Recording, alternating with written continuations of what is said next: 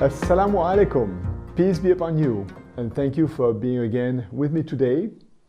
For completion of what we have said before, we have talked about what the Quran says about Christianity, and we have studied the text where the Quran is quite critical about what Christians have done with the Bible.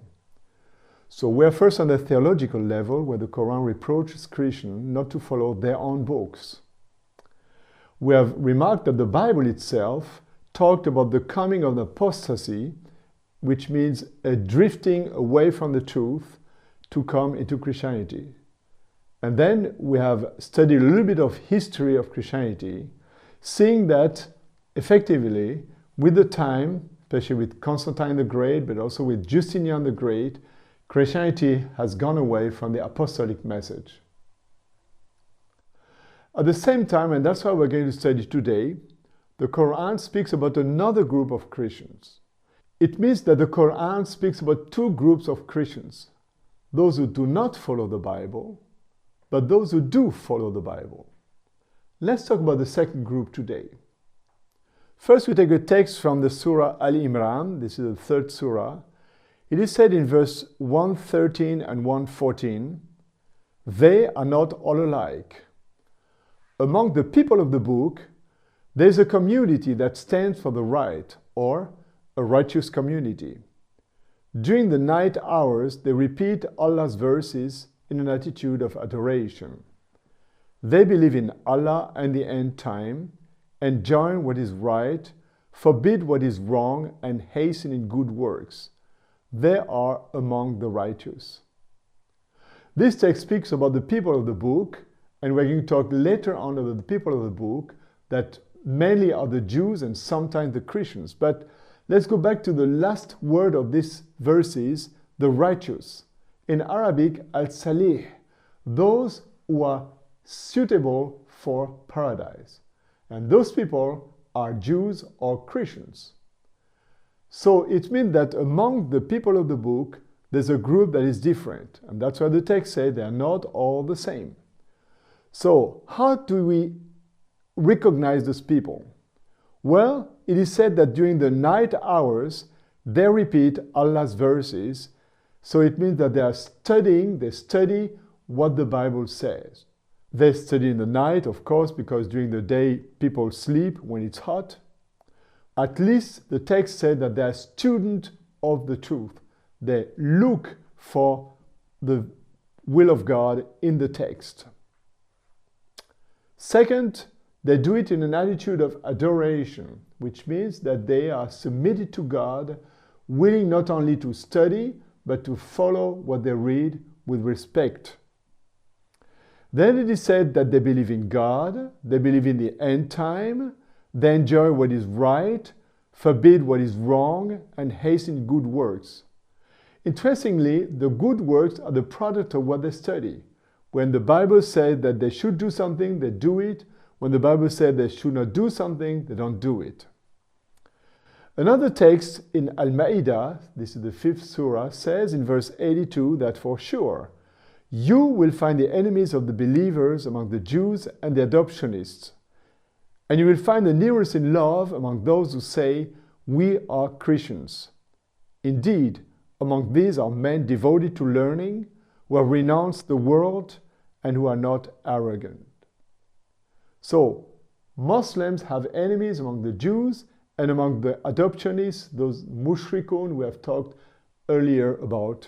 But, and that's the important thing for us today, you who read the Quran or you receive the Quran, you will find the nearest in love among those who say, we are Christians.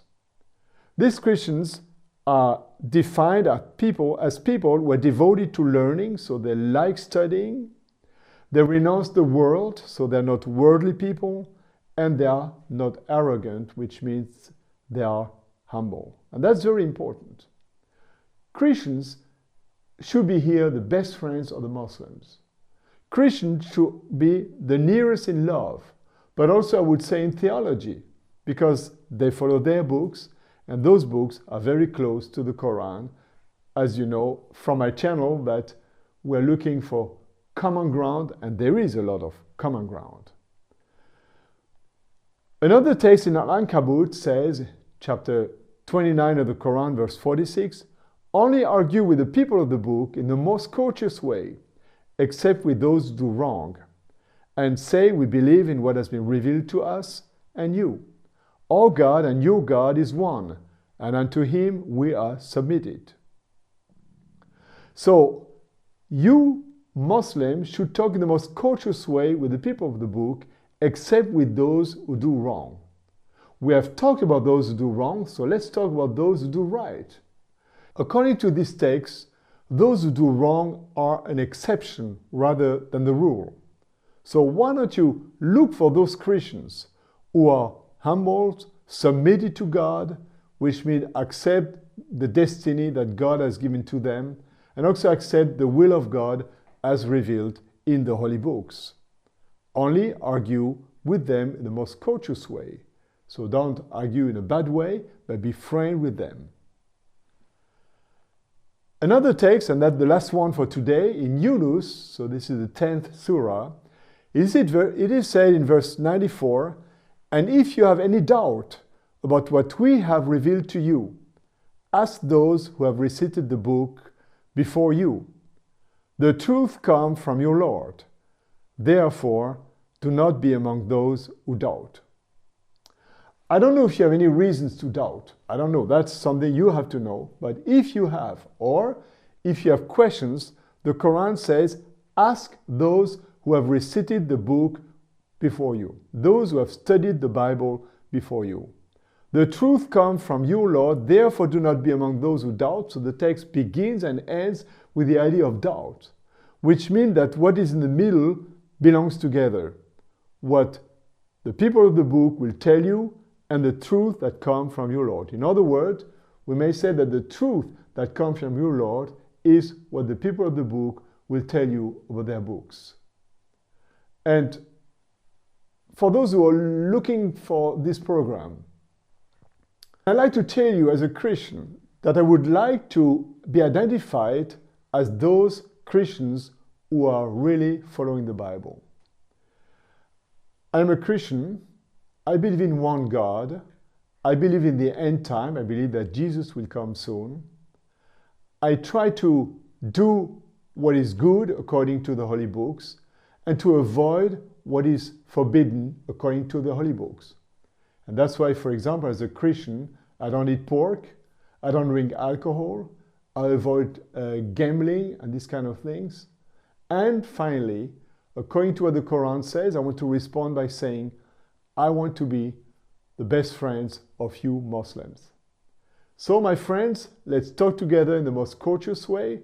Let's study together if we have questions, and let's grow together, knowing that the Quran doesn't condemn Christianity in general, but some of them, while it says some Christians have the truth, they will be suitable from heaven. And let's talk together, Muslims and those Christians. I would also like to show you this book that I've written that will give you more information about the position of Christianity in the Quran with some historical explanations. Again, don't forget to subscribe if you have not done yet, and to follow me in the next program that is going to talk about the position of the Bible in the Quran. Wishing you God's peace. Assalamu alaikum. I say goodbye for now.